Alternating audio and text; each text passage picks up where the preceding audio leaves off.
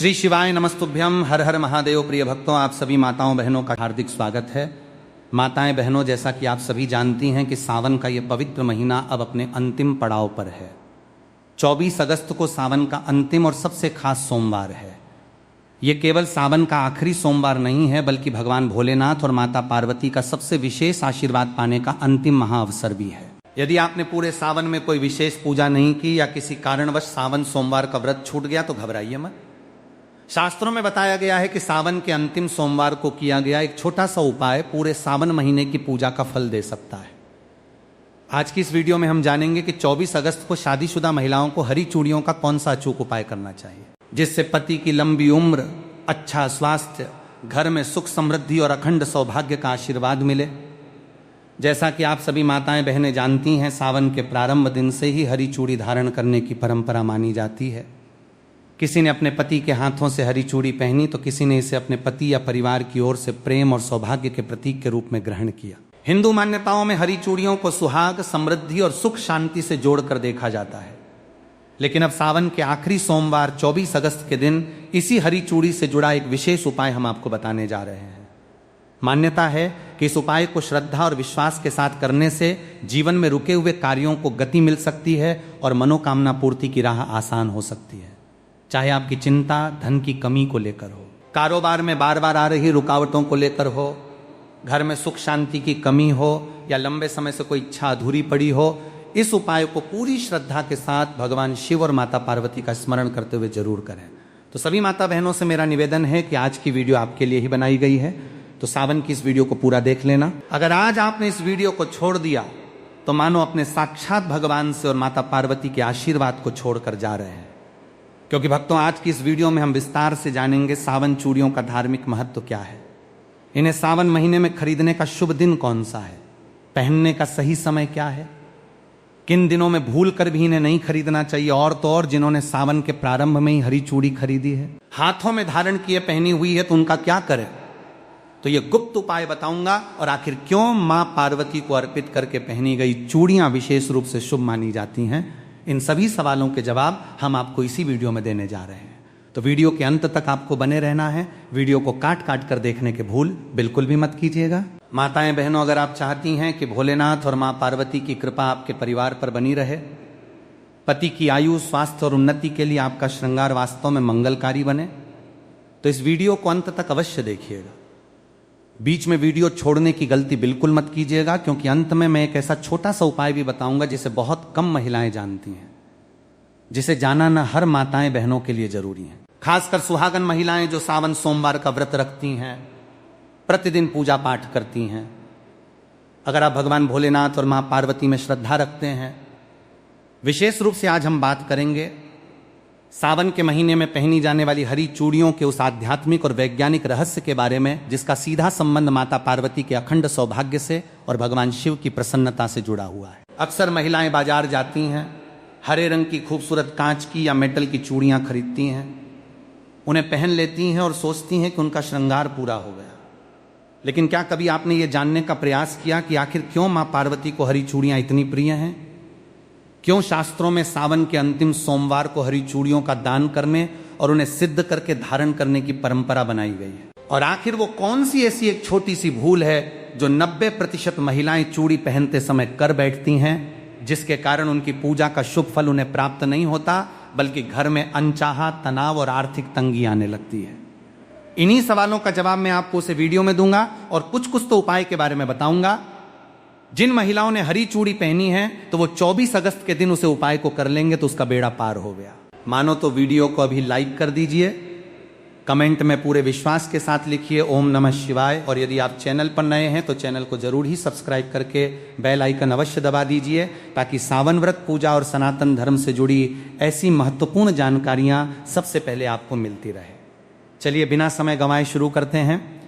मेरी प्यारी माताएं बहनों, आज मैं आप सबसे एक छोटी सी बात पूछना चाहता हूं। जैसे ही सावन का महीना प्रारंभ हुआ तो क्या आपके मन में भी एक अलग ही आनंद नहीं जागता?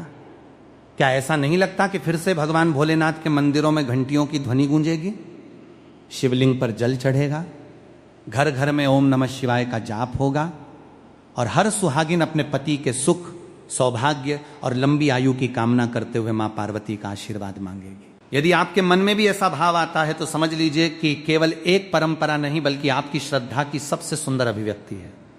लेकिन बहनों, श्रद्धा जितनी पवित्र होती है उतना ही आवश्यक होता है। सही ज्ञान, कई बार हम पूरी निष्ठा से पूजा करते हैं, पूरे मन से व्रत रखते हैं, 16 श्रृंगार भी करते हैं, फिर भी मन में कहीं ना कहीं ये प्रश्न रह जाता है कि आखिर वो शांति, वो कृपा और वो आनंद क्यों महसूस नहीं हो रहा। माताएं बहनों, जैसा कि आपको मालूम होगा कि हिंदू धर्म में जिस महिला की शादी हो जाती है तो वो 16 श्रृंगार धारण करती है। जिस प्रकार 16 श्रृंगार महिला की सुंदरता में 4 चांद लगा देता, इस प्रकार सावन में की गई एक छोटी सी गलती या पति द्वारा लाई गई एक गलत चीज पहन ली जाती है, जिसे भगवान शिव क्रोधित अवस्था में लौटते हैं तो इसका असर पूरे परिवार पर देखने को मिलता है और सभी इच्छाएं अधूरी रह जाती हैं जिसकी हमने कामना की थी। ऐसा क्यों होता है? क्या भगवान हमारी पूजा स्वीकार नहीं करते? नहीं, भगवान तो अपने भक्त का प्रेम देखते हैं। उनके लिए सोना चांदी, बड़े बड़े चढ़ावे या महंगे आभूषण नहीं, बल्कि भक्त का निर्मल मन सबसे बड़ा उपहार होता है। लेकिन हमारे आरसी मुनियों ने एक बात और समझाई है। उन्होंने कहा कि जब श्रद्धा और सही विधि दोनों साथ चलती हैं तब पूजा का पुण्य और भी अधिक फलदायी माना जाता है। यही कारण है कि आज हम एक ऐसी छोटी सी बात पर चर्चा करेंगे जिसे बहुत सी महिलाएं अनदेखा कर देती हैं। वो बात है सावन की हरी चूड़ियां। बहनों, आपको यह सुनकर आश्चर्य होगा कि हर साल हजारों महिलाएं पूरे उत्साह से हरी चूड़ियां खरीदती हैं, लेकिन उनमें से अधिकांश को यह पता ही नहीं होता कि इन्हें खरीदने का शुभ समय क्या माना जाता है, किस दिन पहनना उचित माना जाता है और पहनने से पहले कौन सा छोटा सा धार्मिक कार्य करना चाहिए। और अगर जिन महिलाओं ने खरीद ली है और हाथों में पहने हुए हैं तो उन चूड़ियों का क्या करें? अगर चूड़ी टूट जाती है तो उसका क्या करें?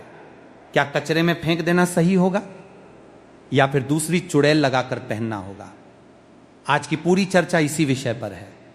इसलिए मैं आपसे निवेदन करता हूं कि इस वीडियो को बीच में छोड़कर मत जाइए, क्योंकि आज की इस वीडियो में आपको हरी चूड़ी से जुड़ा हुआ सावन के अंतिम सोमवार के दिन एक ऐसा गुप्त और रहस्य उपाय बताने जा रहा हूं जिसे जानकर आपकी रूह तक आप जाएगी। कितनी भी पुरानी मनोकामना क्यों ना हो, वो 24 घंटे में पूरी होगी। पूरे सावन सोमवार का फल मात्र 24 घंटे में प्राप्त होगा और गरीबी तो खत्म होगी ही, साथ में धन आने के इतने रास्ते खोलेंगे कि आने वाली 17 पीढ़ी घर बैठकर खाएंगे। इसलिए वीडियो को पूरा देखें। क्या पता आज आपको ऐसी बात पता चले जो आपने पहले कभी विस्तार से न सुनी हो।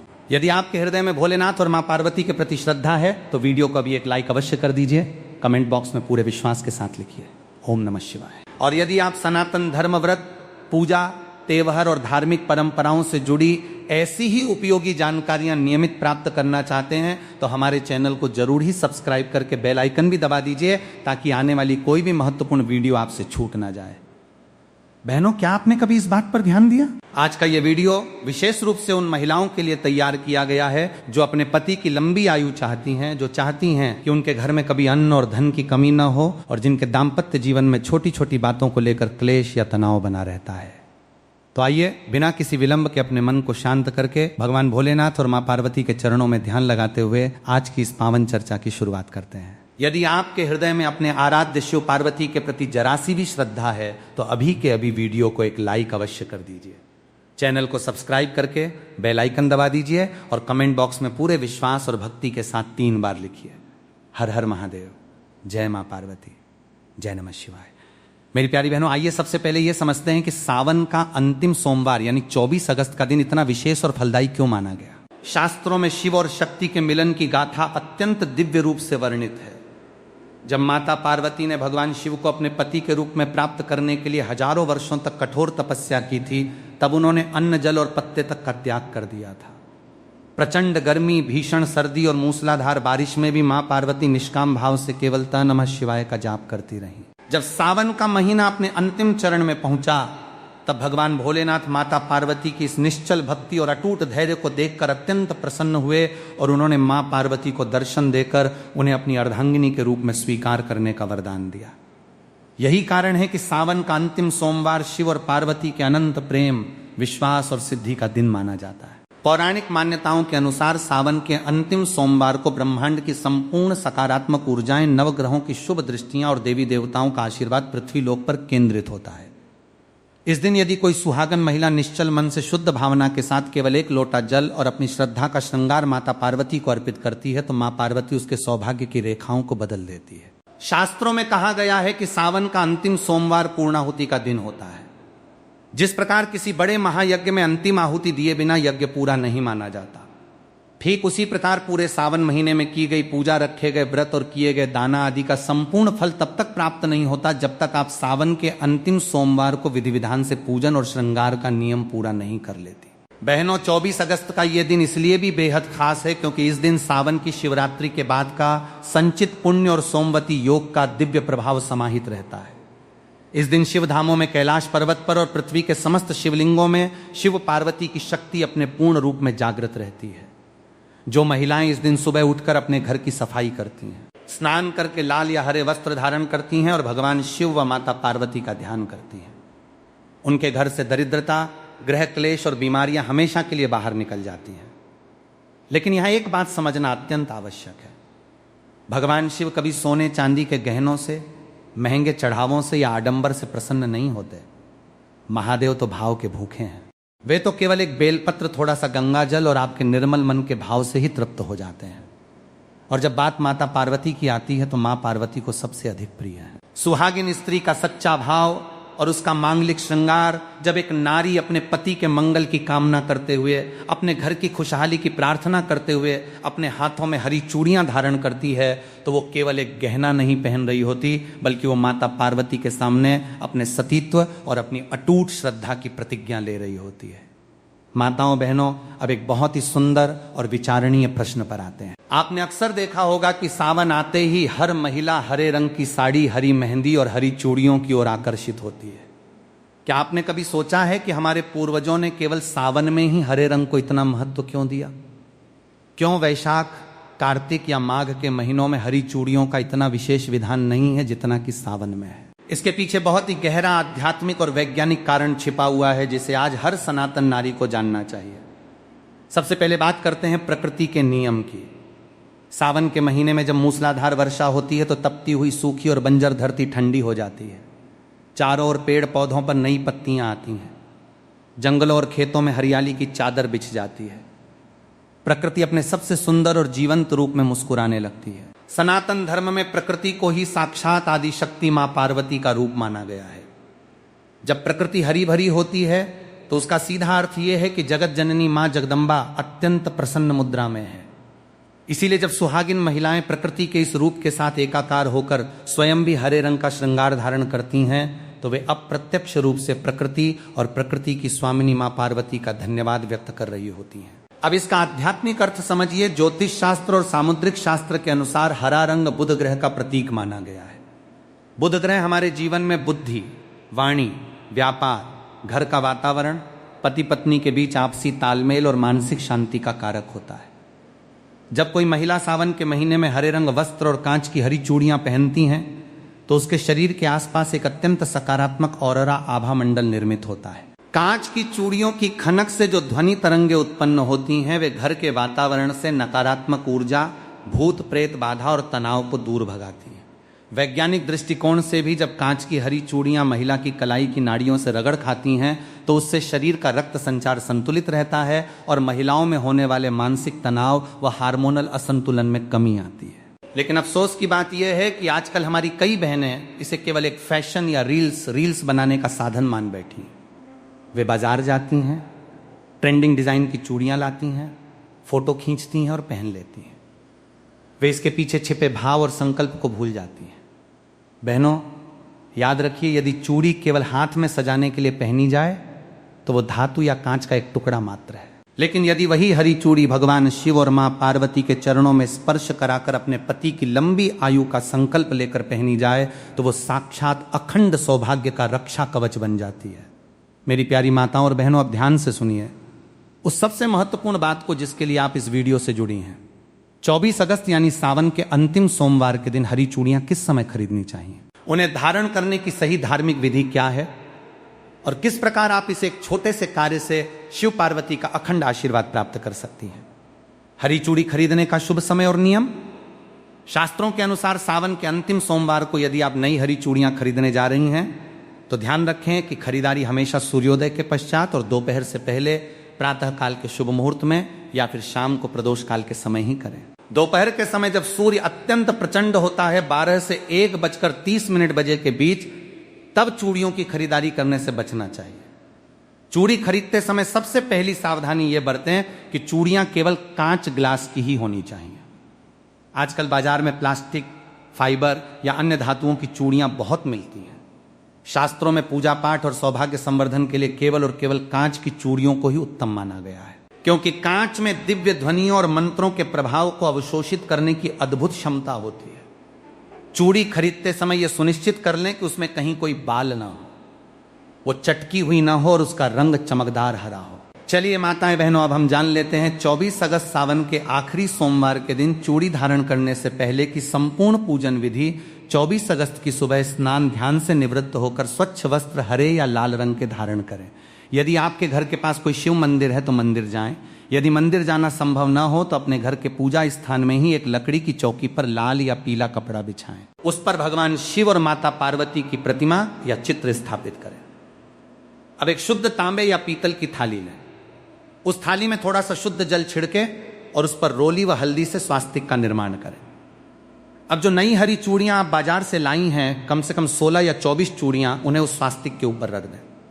इसके बाद चूड़ियों पर थोड़ा सा गंगा जल या शुद्ध जल छिड़क कर उन्हें पवित्र करें। फिर चुटकी भर हल्दी, थोड़ा सा कुमकुम और अक्षत बिना टूटे हुए चावल उन चूड़ियों पर अर्पित करें। इसके साथ ही माता पार्वती के चरणों में लाल चुनरी और 16 श्रृंगार की सामग्री, जिसमें मेहंदी, सिंदूर, बिंदी, कंगा आदि शामिल हो, अर्पित करें। अब अपने हाथ में एक धूप बत्ती या गाय के शुद्ध घी का दीपक जलाएं। दीपक की लौ से चूड़ियों को 7 बार आरती की भांति घुमाएं। इसके बाद अपने दोनों हाथ जोड़कर अपनी आंखें बंद करें और माता पार्वती का ध्यान करते हुए इस दिव्य मंत्र का 11 बार जाप करें। देहि सौभाग्यम आरोग्यम देह में परम सुखम रूपम देह जयम देह यशो देहि द्विषो जही। यदि आपको यह संस्कृत मंत्र कठिन लगे तो आप अत्यंत सरल भाषा में, अपनी मातृभाषा में माँ पार्वती से प्रार्थना कर सकती हैं। हे संपूर्ण जगत की माता गौरी, हे जगदम्बे, जैसे आपका और भोलेनाथ का संबंध अनंत और अमर है, वैसे ही मेरे सुहाग की सदा रक्षा करना। मेरे पति को उत्तम स्वास्थ्य, लंबी आयु और सन्मार्ग प्रदान करना। मेरे घर परिवार में कभी प्रेम की हरियाली कम न होने देना और मेरी इस नादान भेंट को स्वीकार करना।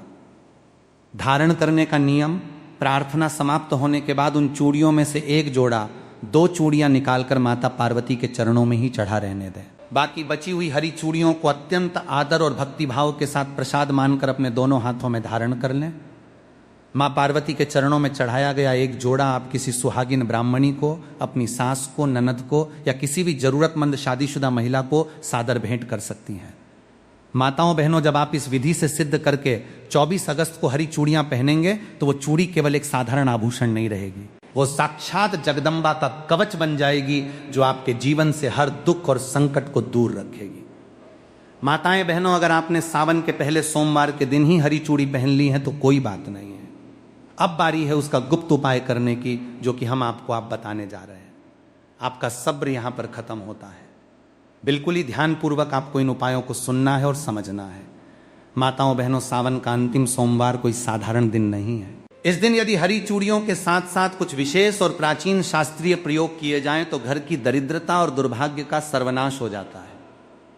आज मैं आपको ऐसे 3 महा उपाय बताने जा रहा हूं जिन्हें हमारे शास्त्रों में अत्यंत गुप्त और प्रभावशाली माना गया है। पहला प्रयोग, अखंड सौभाग्य और पति की तरक्की का उपाय। यदि आपके पति का व्यापार ठीक से नहीं चल रहा है, वे लंबे समय से नौकरी की तलाश में हैं या उनके बनते बनते काम अंतिम समय में बिगड़ जाते हैं, तो 24 अगस्त को यह उपाय अवश्य करें। विधि, सावन के अंतिम सोमवार की शाम को प्रदोष काल में 5 कांच की हरी चूड़ियां, 5 बेलपत्र बिना कटे फटे और एक साबुत हल्दी की गांठ लें। इन तीनों चीजों को एक हरे कपड़े में बांधकर पोटली बना लें। इस पोटली को भगवान शिव और पार्वती के सामने रखें और 108 बार ते नमः शिवाय का जाप करें। पूजा के बाद इस पोटली को ले जाकर अपने पति के कार्यस्थल की तिजोरी में या अपने घर के धन स्थान पर रख दें। यह उपाय आपके पति के जीवन से रुकावटों को हटाकर सफलता के नए द्वार खोल देता है। दूसरा प्रयोग, अदाम्पत्य क्लेश दूर करने का चूड़ी प्रयोग। यदि पति पत्नी के बीच बात पर झगड़ा होता हो, प्रेम समाप्त हो गया हो और घर में हमेशा अशांति का माहौल रहता हो, तो यह उपाय आपके लिए किसी रामबाण से कम नहीं है। विधि, 24 अगस्त के दिन 16 हरी चूड़ियां और 16 लाल चूड़ियां मिलाकर एक सुंदर सेट बनाएं। इन चूड़ियों को किसी शिव पार्वती मंदिर में ले जाएं। वहां जाकर मां पार्वती को सिंदूर लगाएं और उसी सिंदूर से अपने माथे पर तिलक करें। इसके बाद उन चूड़ियों को मां पार्वती के चरणों में अर्पित करके प्रार्थना करें कि आपके घर के क्लेश शांत हो। पूजा के बाद उन चूड़ियों में से आधी हरी और आधी लाल चूड़ियां स्वयं पहन लें और बाकी आधी चूड़ियां किसी सुहागन स्त्री को दान कर दें। यह उपाय पति पत्नी के बीच खोए हुए प्रेम और विश्वास को पुनर्जन्म देता है। तीसरा प्रयोग आरोग्य और लंबी आयु का महा उपाय। यदि घर में कोई सदस्य लंबे समय से बीमार है या आपको स्वयं शारीरिक कष्ट रहता है तो सावन के अंतिम सोमवार को हरी चूड़ी और हरे मूंग का यह प्रयोग करें। विधि 24 अगस्त को एक मुट्ठी साबुत हरा मूंग और एक जोड़ी हरी चूड़ी लें। इन्हें बीमार व्यक्ति के सिर के ऊपर से 7 बार उबार लें, क्लॉकवाइज घुमाएं। इसके बाद इसे किसी शिव मंदिर के बाहर बैठे गरीब व्यक्ति को दान कर दें या किसी गाय को खिला दें। भोलेनाथ की कृपा से रोगी के स्वास्थ्य में चमत्कारिक रूप से सुधार देखने को मिलता है। मेरी प्यारी बहनों, पूजा पाठ का पूर्ण फल तभी प्राप्त होता है जब हम विधि विधान के साथ साथ नियमों और मर्यादाओं का भी पालन करते हैं। कई बार महिलाएं बहुत निष्ठा से पूजा करती हैं, व्रत रखती हैं, लेकिन जाने अनजाने में कुछ ऐसी छोटी छोटी गलतियां कर बैठती हैं जिससे उनकी पूरी पूजा खंडित हो जाती है और शुभ फल के बजाय अशुभ परिणाम मिलने लगते हैं। 24 अगस्त को सावन के अंतिम सोमवार के दिन आपको किन 5 मुख्य गलतियों से बचना है, उन्हें ध्यान से समझ लीजिए। टूटी या चटकी हुई चूड़ियां पहनना। कई बार महिलाएं जल्दबाजी में या कंजूसी के कारण थोड़ी सी चटकी हुई चूड़ी भी पहन लेती हैं या टेप लगा लेती हैं। शास्त्रों में खंडित सामग्री को पूजा या श्रृंगार में प्रयोग करना सख्त वर्जित माना गया है। चटकी हुई चूड़ी दरिद्रता और अकाल मृत्यु का भय लाती है। यदि चूड़ी पहनते समय टूट जाए तो उसे तुरंत उतार कर बहते जल में प्रवाहित कर दें या मिट्टी में दबा दें। उसे घर में न रखें। काले या भूरे रंग का प्रयोग। सावन के अंतिम सोमवार को सुहागिन महिलाओं को भूलकर भी काले, गहरे, भूरे या स्लेटी, ग्रे रंग के वस्त्र या चूड़ियां नहीं पहननी चाहिए। काला रंग शनि और राहु का प्रतीक माना जाता है जो मांगलिक कार्यों में बाधा उत्पन्न करता है। इस दिन केवल हरा, लाल, पीला या गुलाबी रंग ही धारण करें। मासिक धर्म पीरियड में श्रृंगार का नियम, यदि 24 अगस्त को किसी बहन को मासिक धर्म पीरियड्स आ जाएं तो वे शारीरिक रूप से मंदिर न जाएं और ना ही पूजा की सामग्री को स्पर्श करें। वे दूर बैठकर मानसिक रूप से शिव पार्वती का ध्यान कर सकती हैं। नई चूड़ियां वे स्वयं न छूकर किसी अन्य से पूजा करवाकर बाद में शुद्धि के बाद धारण कर सकती हैं। क्रोध और कटु वचन बोलना। शास्त्र कहते हैं कि जिस घर में सुहागन महिला सावन सोमवार के दिन क्रोध करती है, अपने पति से बहस करती है या किसी असहाय का अपमान करती है, उस घर से माता लक्ष्मी और मां पार्वती तुरंत रूठ चली जाती हैं। आपका श्रृंगार तभी सार्थक है जब आपकी वाणी में भी चूड़ियों जैसी मधुरता हो।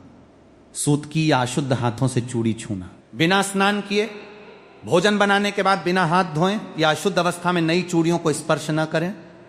चूड़ी सुहाग का प्रतीक है।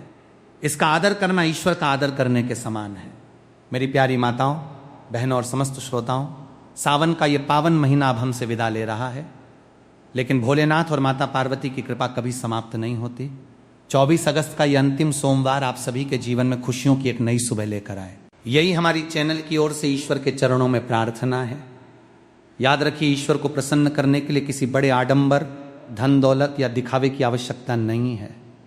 यदि आपके पास नई हरी चूड़ियां खरीदने के पैसे न भी हों तो भी चिंता मत कीजिए। आप पुरानी हरी चूड़ियों को ही साफ करके सच्चे मन से मां पार्वती के सामने रखकर प्रार्थना कर लेंगी तो भी मेरी मां जगदम्बा उतनी ही प्रसन्न होंगी, क्योंकि भगवान केवल आपके मन का निर्मल भाव देखते हैं। सच्चे मन से शिवलिंग पर एक लोटा जल चढ़ाया है, बेलपत्र चढ़ाया है, धतूरा चढ़ाया है और पूरे सावन सोमवार का व्रत भी रखा है, लेकिन फिर भी आपको रद्दी भर फर्क नहीं पड़ा। आप पूजा पाठ करते हो, बहुत मेहनत करते हो, फिर भी कोई असर देखने को नहीं मिला। बने बनाए काम बिगड़ रहे हैं, व्यापार ठप्प हो गया है, धन आने के सभी रास्ते बंद हो गए हैं, घर में बीमारी कंगाली बनी हुई है, चारों तरफ परेशानी ही परेशानी छाई हुई है। ऐसा लगता है कि माता लक्ष्मी दहलीज तो आती है पर उल्टे पैर वापस लौट जाती है। यह सब वास्तु दोष के कारण होता है, लेकिन घबराने की जरूरत नहीं है, क्योंकि भक्तों आज का ये वीडियो आपके लिए ही है, इसलिए अभी रुक जाइए। निराश होने की जरूरत नहीं है, क्योंकि मैं आपको 24 अगस्त को पड़ने वाले सावन के आखिरी सोमवार के दिन कुत्ते से जुड़ा एक ऐसा गुप्त उपाय बताऊंगा, एक ऐसी गुप्त चीज के बारे में बताऊंगा। अगर उसे सावन के इस पवित्र महीने में 24 अगस्त को पड़ने वाले सावन के आखिरी सोमवार के दिन एक बेहद गुप्त और शक्तिशाली चीज किसी कुत्ते को चुपचाप खिला देंगे तो आपको करोड़पति, धनवान और समृद्ध बनने से स्वयं विधाता भी नहीं रोक सकते। जी हां भक्तों, ये कोई साधारण बात नहीं है। यह सनातन धर्म के गुण, ज्योतिष शास्त्र और प्राचीन तंत्र विधानों पर आधारित एक परम कल्प वृक्ष जैसा महा उपाय है। साथ ही साथ मैं आपको कुछ चमत्कारी और दिव्या वृक्ष के बारे में बताऊंगा जिनके दर्शन करने मात्र से मनुष्य की किस्मत चमक जाती है, गरीबी खत्म हो जाती है। और अगर इन वृक्षों को छू लेते हो और अपनी कितनी भी पुरानी से पुरानी मनोकामना क्यों न हो, चाहे वो धन को लेकर हो या किसी कारोबार को लेकर, 24 घंटे में पूरे होती है। जो कोई भक्त सच्चे मन से सावन के अंतिम सोमवार के दिन इन वृक्षों को छूकर सच्चे मन से अपनी मनोकामना मांगता है वो पूर्ण होती हैं। और इतना धन महादेव की कृपा से आता है कि आने वाली 17 पीढ़ी घर बैठकर खा सकते हैं। इसलिए आज ही वीडियो में आपको ऐसे ऐसे उपाय बताने जा रहा हूं, ऐसे ऐसे कुछ गुप्त रहस्य बताने जा रहा हूं जिन्हें जानना आपके लिए बेहद ही जरूरी है। इसलिए वीडियो के अंत तक जरूर बने रहें। अगर आपने आज मेरे द्वारा बताया हुआ उपाय 24 अगस्त सावन के आखिरी और अंतिम सोमवार के दिन कर लिया तो आपको करोड़पति, धनवान बनने से विधाता भी नहीं रोक सकता, मैं सौगंध खाता हूं। अगर आप धनवान न बने तो मुझे बताना दोस्तों, ऐसी इस पूरे ब्रह्मांड में कोई नकारात्मक शक्ति या कोई दरिद्रता नहीं बनी जो आपको धनवान बनने से रोक सके। भक्तों, यदि आप सावन के इसी पवित्र महीने में यदि आपकी किस्मत का ताला वर्षों से जंग खा चुका है, यदि आपके सिर पर कर्जे का पहाड़ टूट पड़ा है, यदि घर में पैसा आता तो है लेकिन टिकता नहीं और बीमारियां आपका पीछा नहीं छोड़ रही हैं, तो आज का ये विशेष कार्यक्रम आपके जीवन की दिशा और दशा दोनों को हमेशा हमेशा के लिए बदलने वाला है। माताएं एवं बहनों तथा सभी समर्पित शिव भक्तों, आज हमारे इस चैनल की वीडियो को शुरू से लेकर अंत तक पूरी एकाग्रता और सच्ची श्रद्धा के साथ जरूर देखना। भूलकर भी इस वीडियो को बीच में छोड़ने की गलती मत करना, क्योंकि आधा अधूरा ज्ञान हमेशा अहितकारी होता है। भक्तों, जैसा कि आपको मालूम होगा कि भगवान भोलेनाथ बड़े ही भोले हैं, एक लोटा जल से ही प्रसन्न हो जाते हैं। लेकिन पूजा के दौरान की गई एक छोटी सी गलती या भूल भोलेनाथ को शीघ्र ही क्रोधित भी कर देती है। इसलिए भूलकर भी ऐसे काम न करें, ऐसी गलतियां न करें जिससे आपकी पूरी पूजा का फल नष्ट हो जाए। इसलिए मैं आपको कुछ गलतियों के बारे में भी इस वीडियो में बताने वाला हूं, जिन्हें भूलकर भी 24 अगस्त सावन के आखिरी सोमवार के दिन नहीं करना है, अन्यथा आपकी पूजा पाठ पर बुरा असर पड़ेगा और सारे किए किराए पर पानी फिर जाएगा। इसलिए भक्तों, अगर आज आपने इस उपाय की बारीकियों को नहीं समझा तो पूरी जिंदगी आपको पछताना पड़ सकता है, क्योंकि सावन का यह पावन महीना और 24 अगस्त का यह अंतिम सोमवार बार बार नहीं आता। यह वीडियो उन सभी माता बहनों और शिव भक्तों के लिए एक वरदान की तरह है जो पूरे सावन सोमवार का व्रत रखते हैं, प्रतिदिन महादेव का ध्यान करते हैं और शिवलिंग पर निष्ठापूर्वक एक लोटा जल अर्पित करते हैं। धार्मिक परंपराओं, पुराणों और वैदिक ज्योतिष शास्त्र में कुत्ते को केवल एक साधारण प्राणी नहीं बल्कि साक्षात भगवान काल भैरव का वाहन माना गया है। भगवान काल भैरव स्वयं देवादिदेव महादेव के ही एक अत्यंत तेजस्वी, शक्तिशाली और पूजनीय रुद्र स्वरूप हैं। काल भैरव जी को काल का भी काल कहा जाता है, जो अपने भक्तों के जीवन से भय, दरिद्रता, अकाल मृत्यु और पापी ग्रहों के समस्त दुष्प्रभावों को क्षण भर में भस्म कर देते हैं। इसलिए सावन के इस अत्यंत पवित्र अवसर पर और विशेष रूप से 24 अगस्त को सावन के अंतिम और सबसे बड़े सोमवार के दिन किसी भूखे बेजुबान कुत्ते की सेवा करना और उसे पूर्ण सात्विक विधि से प्रेम पूर्वक भोजन कराना अनंत गुना पुण्य देने वाला माना जाता है। मेरे प्रिय भक्तों, आज की इस विस्तृत और विशेष वीडियो में हम आपको अत्यंत गहराई से बताएंगे कि वो कौन सी एक महागुप्त चीज है जिसे सावन के इस आखिरी सोमवार को कुत्ते को खिलाने का विधान हमारे ऋषि मुनियों ने बताया है। इसे किस शुभ मुहूर्त में बनाना है, किस उंगली से इस पर दिव्य सामग्री लगानी है, किस समय और किस गुप्त विधि से कुत्ते को अर्पण करना है तथा इस दौरान किन किन कठोर नियमों और सावधानियों का पालन करना अनिवार्य है ताकि आपकी पूजा, आपकी सेवा और आपके व्रत का पूर्ण फल आपको और आपके पूरे परिवार को प्राप्त हो सके। इसलिए इस महा एपिसोड में अंत तक हमारे साथ बने रहें, क्योंकि आज हम जिस गुप्त वास्तु और गुप्त उपाय की बात करने जा रहे हैं वो आपके जीवन के बंद दरवाजों को खोलने की कुंजी है। भक्तों, वर्ष 2026 में सावन का ये अलौकिक मास अत्यंत शुभ ग्रहों के संयोग के साथ आया है। ये पावन महीना 30 जुलाई से प्रारंभ होकर 28 अगस्त तक चल रहा है। इस दौरान कुल 4 सावन सोमवार का अति दुर्लभ संयोग बना है। उत्तर भारतीय पूर्णिमांक पंचांग के अनुसार इस वर्ष के चारों सावन सोमवार की तिथियां इस प्रकार हैं। पहला सावन सोमवार व्रत 3 अगस्त 2026 को पड़ा। दूसरा सावन सोमवार व्रत 10 अगस्त 2026 को हुआ। तीसरा सावन सोमवार व्रत 17 अगस्त 2026 को संपन्न हुआ और अब आने वाला चौथा तथा सबसे मुख्य एवं अंतिम सावन सोमवार व्रत 24 अगस्त 2026 को है। दोस्तों, ये 24 अगस्त का अंतिम सावन सोमवार पूरे सावन महीने की सिद्धि प्राप्त करने का सबसे बड़ा दिन है। सावन का जो महीना और सोमवार का दिन होता है वो भगवान भोलेनाथ और श्री हरिनारायण दोनों की असीम कृपा प्राप्त करने का दिव्य द्वार होता है। जब सावन का महीना अंतिम पड़ाव पर होता है तो ब्रह्मांडीय ऊर्जा अपने उच्चतम शिखर पर होती है। इस समय पृथ्वी पर जल तत्व और वायु तत्व में एक अलौकिक स्पंदन होता है।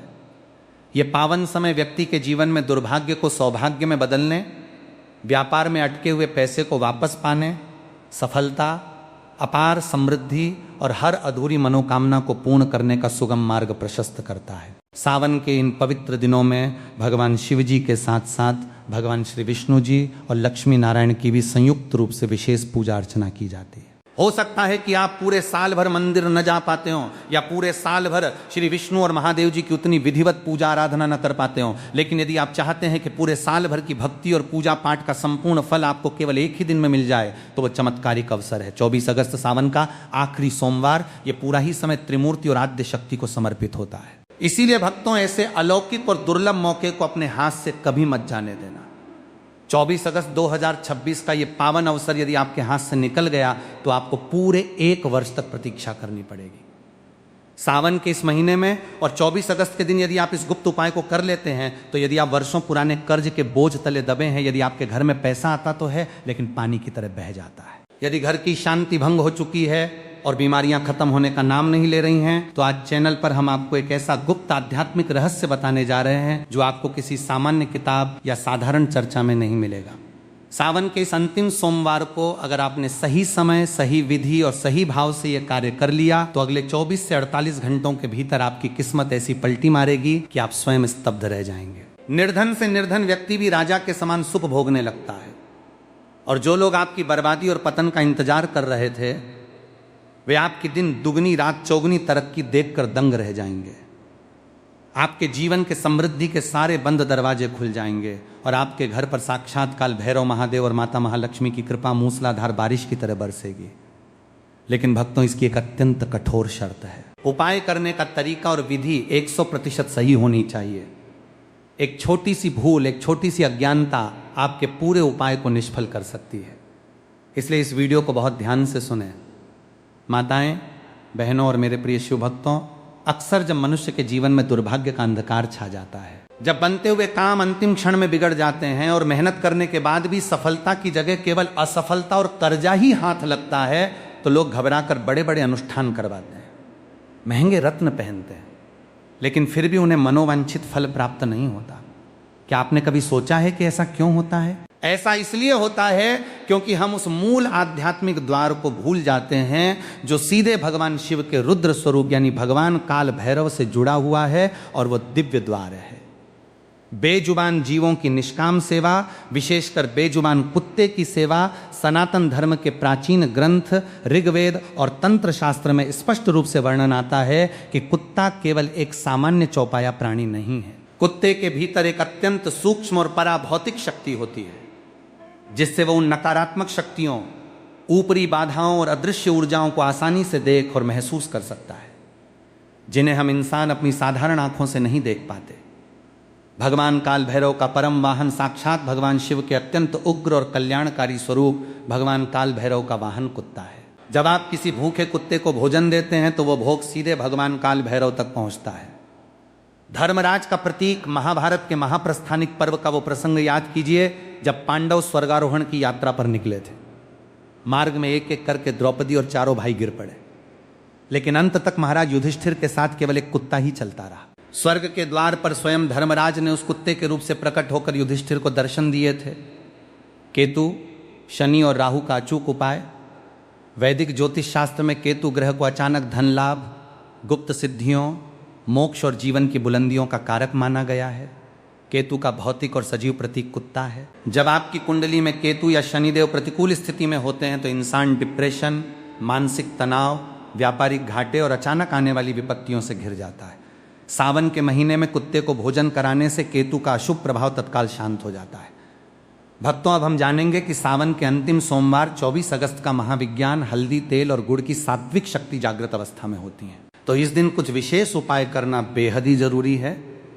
इससे आपके घर से नकारात्मक ऊर्जा हमेशा के लिए बाहर हो जाएगी और धन आने के सभी रास्ते खोलने चले जाएंगे, या यूं कहें कि धनवान करोड़पति बनने से कोई नहीं रोक सकता।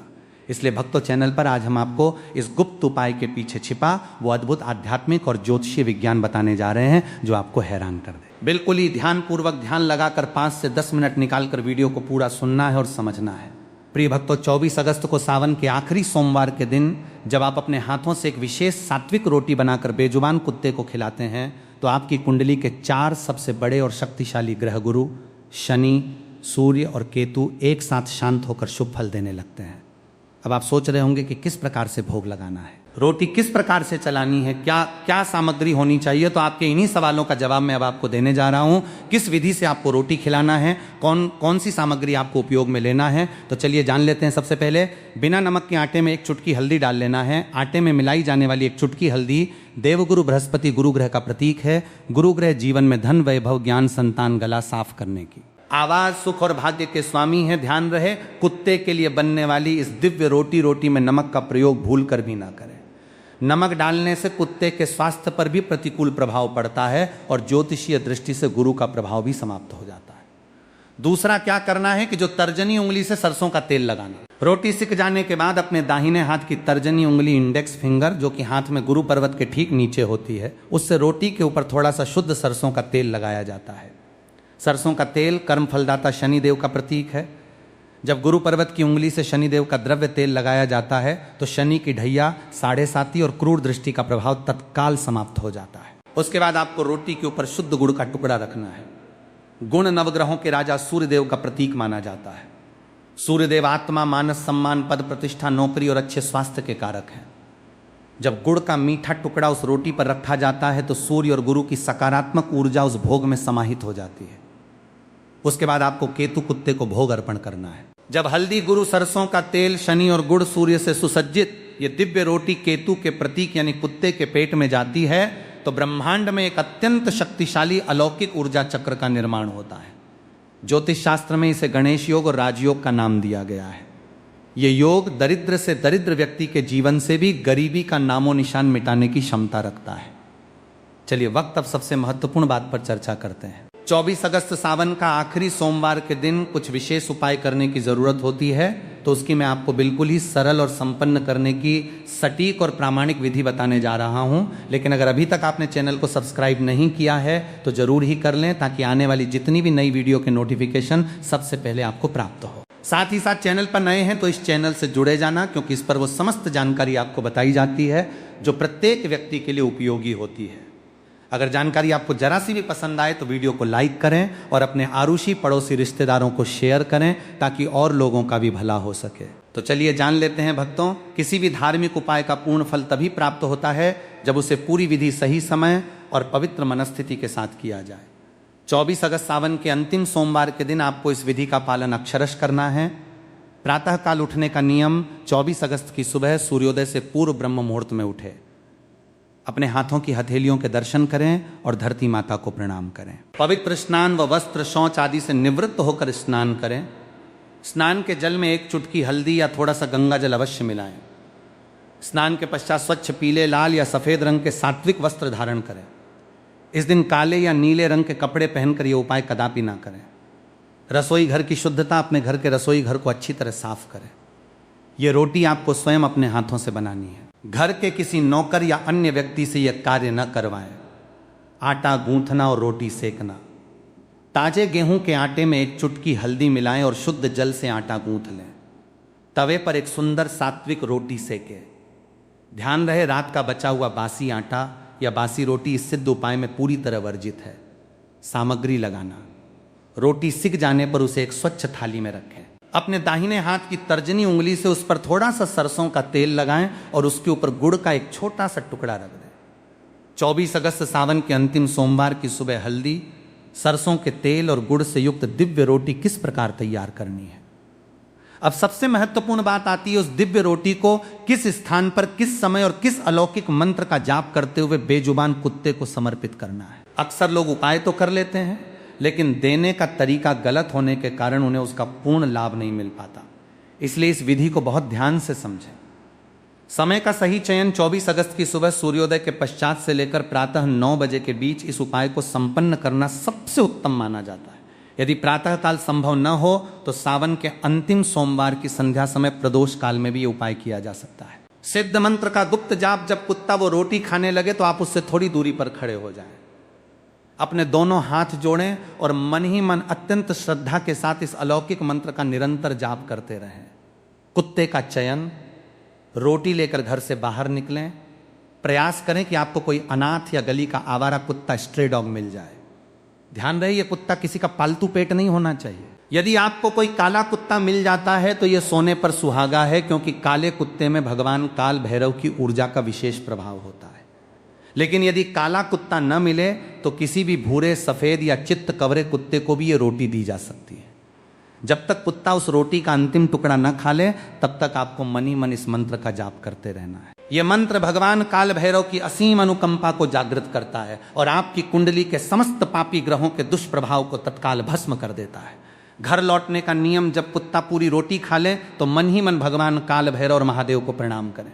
इसके बाद आपको पीछे मुड़कर बिल्कुल नहीं देखना है, सीधे अपने घर आएं और घर में प्रवेश करने से पहले अपने हाथ और पांव स्वच्छ जल से धो लें। उपाय करते समय ध्यान रखने योग्य कठोर सावधानियां भक्तों, धार्मिक सिद्धियों और वास्तु उपायों में नियमों का पालन करना अत्यंत आवश्यक होता है। सावन के अंतिम सोमवार 24 अगस्त को यह उपाय करते समय इन मुख्य बातों का विशेष ध्यान रखें। मौन धारण करना, मौन व्रत। घर से रोटी लेकर निकलने से लेकर कुत्ते को रोटी खिलाकर वापस घर लौटने तक किसी भी व्यक्ति से बातचीत न करें। रास्ते में कोई मिले तो केवल इशारे से काम चलाएं, लेकिन मुख से शब्द न निकालें। बासी सामग्री का निषेध। रोटी बनाने के लिए आटा बिल्कुल ताजा गूंथना है। रात के बचे हुए आटे या बासी रोटी का प्रयोग इस सिद्ध उपाय में पूरी तरह वर्जित है। यदि कुत्ता रोटी ना खाए तो क्या करें? यदि कुत्ता रोटी सूंघ कर छोड़ दे या ना खाए तो निराश ना हो। इसका अर्थ है कि आपके कर्मों का प्रारब्ध थोड़ा भारी है। उस रोटी को उठाकर किसी गाय को खिला दें या किसी बहते जल में प्रवाहित कर दें और अगले दिन पुनः प्रयास करें। 3.3 सावन मास के 4 दिव्य देव वृक्ष मात्र स्पर्श से दरिद्रता का नाश। दोस्तों, सावन का यह पावन महीना केवल उपायों का ही नहीं बल्कि प्रकृति की दिव्य शक्तियों से जुड़ने का भी महाअवसर है। सावन के महीने में और विशेष रूप से 24 अगस्त के अंतिम सोमवार को यदि आप इन 4 पवित्र देव वृक्षों के दर्शन करते हैं और उन्हें स्पर्श करके प्रणाम करते हैं तो साक्षात ब्रह्मा, विष्णु और महेश तीनों देवों की कृपा आपके घर में धन धान्य के भंडार भर देती है। श्री बेलपत्र का वृक्ष बेलवाटरी स्कंद पुराण के अनुसार बेल के वृक्ष में माता पार्वती, माता लक्ष्मी और स्वयं भगवान शिव का वास होता है। सावन के अंतिम सोमवार को बेल वृक्ष की जड़ में थोड़ा सा जल अर्पित करें, उसकी छाया में खड़े होकर ट नमः शिवाय का जाप करें और वृक्ष को स्पर्श करके अपनी मनोकामना कहें। इससे वर्षों पुरानी दरिद्रता का नाश होता है। वट वृक्ष बरगद का पेड़, वट वृक्ष दीर्घायु, स्थिरता और वंश वृद्धि का प्रतीक है। सावन सोमवार के दिन बरगद के वृक्ष को दोनों हाथों से स्पर्श करके प्रणाम करने से व्यापार में आ रही रुकावटें दूर होती हैं और अकाल मृत्यु का भय समाप्त होता है। नीम का वृक्ष, नीम के वृक्ष में साक्षात मां दुर्गा और आरोग्य शक्ति का वास माना गया है। सावन के दिनों में नीम के वृक्ष को स्पर्श करने से शरीर के समस्त रोग, बीमारियां और घर की नकारात्मक ऊर्जा समाप्त हो जाती है। आम का वृक्ष, आम का पेड़ शुभता और मांगलिक कार्यों का प्रतीक है। सावन सोमवार को आम के वृक्ष को जल चढ़ाकर स्पर्श करने से घर में सुख, समृद्धि और मांगलिक कार्यों के योग बनते हैं। माताएं, बहनों और मेरे प्रिय शिव भक्तों, 24 अगस्त सावन का आखिरी सोमवार आपके जीवन में एक नया सूर्योदय लेकर आने वाला है। सच्चे मन, निष्ठा और श्रद्धा के साथ किया गया ये छोटा सा बेजुबान जीव की सेवा का उपाय आपकी 7 पीढ़ियों के दरिद्र दोष को समाप्त कर सकता है। याद रखिए, किसी बेजुबान जीव को प्रेम से भोजन कराना केवल एक कर्म कांड नहीं बल्कि साक्षात ईश्वर की सेवा है। जब वो बेजुबान जीव तृप्त होकर अपनी आत्मा से दुआ देता है तो वो दुआ सीधे महादेव के दरबार में स्वीकार होती है। तो चलेगा। तो अब जानते हैं कुछ विशेष गलतियों के बारे में। कुछ भूल अगर जाने अनजाने में हो जाती हैं तो उसे कैसे बचाना है इस प्रकार की गलती। वैसे तो करना ही नहीं चाहिए, अगर फिर भी हो जाती हैं तो उसके क्या उपाय हैं। सावन का आखिरी सोमवार केवल सावन के महीने का अंतिम सोमवार नहीं माना जाता बल्कि भगवान शिव की आराधना के लिए इसे विशेष श्रद्धा और संकल्प का दिन माना जाता है। इसलिए इस दिन की गई पूजा में छोटी सी असावधानी भी भक्तों के मन में चिंता पैदा कर देती है। खासकर जब हम शिवलिंग पर जल, दूध, बेलपत्र, फूल, भस्म और दूसरी पूजन सामग्री अर्पित करते हैं तो ये जानना बहुत जरूरी हो जाता है कि कौन सी वस्तु किस प्रकार चढ़ानी चाहिए और किन चीजों को शिवलिंग पर चढ़ाने से बचना चाहिए। कई बार भक्त पूरी श्रद्धा से पूजा करते हैं, लेकिन जानकारी के अभाव में ऐसी सामग्री शिवलिंग पर चढ़ा देते हैं जिसे उनकी परंपरा में अर्पित करना उचित नहीं माना जाता। इसलिए अगर आप भी सावन के आखिरी सोमवार को शिवलिंग का अभिषेक करने वाले हैं तो इस बात को बिल्कुल ध्यान से समझिए, क्योंकि पूजा में केवल सामग्री महत्वपूर्ण नहीं होती, बल्कि उसे चढ़ाने का तरीका, मन की शुद्धता और श्रद्धा भी उतनी ही महत्वपूर्ण मानी जाती है। सबसे पहले बात करते हैं उन चीज़ों की जिन्हें शिवलिंग पर चढ़ाते समय विशेष सावधानी रखनी चाहिए। भगवान शिव की पूजा में बेलपत्र का विशेष महत्व माना गया है, लेकिन बेलपत्र टूटा हुआ, गंदा या बहुत अधिक सूखा हुआ न हो, इसका ध्यान रखना चाहिए। इसी तरह शिवलिंग पर केतकी का फूल चढ़ाने से कई धार्मिक परंपराओं में मना किया गया है। इसके पीछे शिव पुराण से जुड़ी एक प्रसिद्ध कथा भी बताई जाती है। वहीं तुलसी दल को भी सामान्य शिव पूजा में शिवलिंग पर चढ़ाने से बचने की परंपरा है। कई लोग बिना जानकारी के हल्दी, सिंदूर या कुमकुम भी शिवलिंग पर लगा देते हैं, जबकि शिव पूजा की अलग अलग परंपराओं में इनका प्रयोग अलग तरीके से किया जाता है। इसलिए केवल यह सोचकर कि हर शुभ वस्तु भगवान को चढ़ाई जा सकती है, कोई भी सामग्री शिवलिंग पर नहीं चढ़ानी चाहिए। श्रद्धा के साथ साथ सही विधि की जानकारी होना भी जरूरी है। एक और गलती जो भक्तों से अक्सर हो जाती है वो है अभिषेक के दौरान जरूरत से ज्यादा सामग्री का इस्तेमाल करना। भगवान शिव को प्रसन्न करने के लिए बहुत सारी चीजें चढ़ाना जरूरी नहीं माना जाता। स्वच्छ जल से श्रद्धापूर्वक जलाभिषेक, बेलपत्र और उपयुक्त पुष्प अर्पित करके भी पूजा की जा सकती है। अगर दूध या पंचामृत से अभिषेक कर रहे हैं तो स्वच्छता और उचित मात्रा का ध्यान रखें। सबसे महत्वपूर्ण बात यह है कि शिवलिंग पर कोई ऐसी वस्तु न चढ़ाएं जिसके बारे में आपको स्वयं जानकारी ना हो, और अगर अनजाने में कोई ऐसी वस्तु चढ़ भी जाए जिसे आपकी परंपरा में वर्जित माना जाता है तो डरने या ये मान लेने की जरूरत नहीं कि अब कोई अनिष्ट निश्चित हो जाएगा। भगवान शिव की पूजा में क्षमा और श्रद्धा का भाव सबसे महत्वपूर्ण है। आप शांत मन से स्वच्छ जल अर्पित करें, हाथ जोड़कर भगवान शिव से क्षमा प्रार्थना करें और आगे से सही विधि से पूजा करने का संकल्प लें। इसलिए सावन के आखिरी सोमवार को पूजा करते समय एक बात हमेशा याद रखिए, भगवान शिव को दिखावे से ज्यादा भाव प्रिय माना जाता है। शिवलिंग पर चढ़ाई जाने वाली हर वस्तु के पीछे कोई ना कोई धार्मिक परंपरा और प्रतीकात्मक अर्थ जुड़ा हुआ है। इसलिए दूसरों को देखकर कोई भी चीज चढ़ाने के बजाय अपनी परंपरा और पूजा विधि के अनुसार सामग्री अर्पित करें।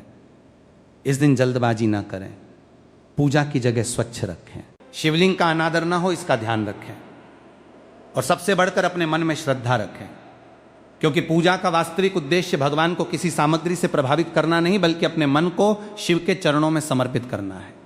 अगर सावन के आखिरी सोमवार को आप ये भावना लेकर शिवलिंग पर जल चढ़ाते हैं कि हे महादेव, जाने अनजाने में मुझसे जो भी भूल हुई हो मुझे क्षमा करे और मुझे सही मार्ग पर चलने की शक्ति दें, तो यही सच्ची भक्ति का भाव है। सावन के आखिरी सोमवार के दिन अगर आपने व्रत रखा है तो भोजन को लेकर विशेष संयम रखना चाहिए। व्रत में अपनी परंपरा और स्वास्थ्य के अनुसार फल, दूध, दही, मखाना, साबूदाना, सिंघाड़े या कुट्टू के आटे से बने व्यंजन, सेंधा नमक और पर्याप्त मात्रा में पानी लिया जा सकता है।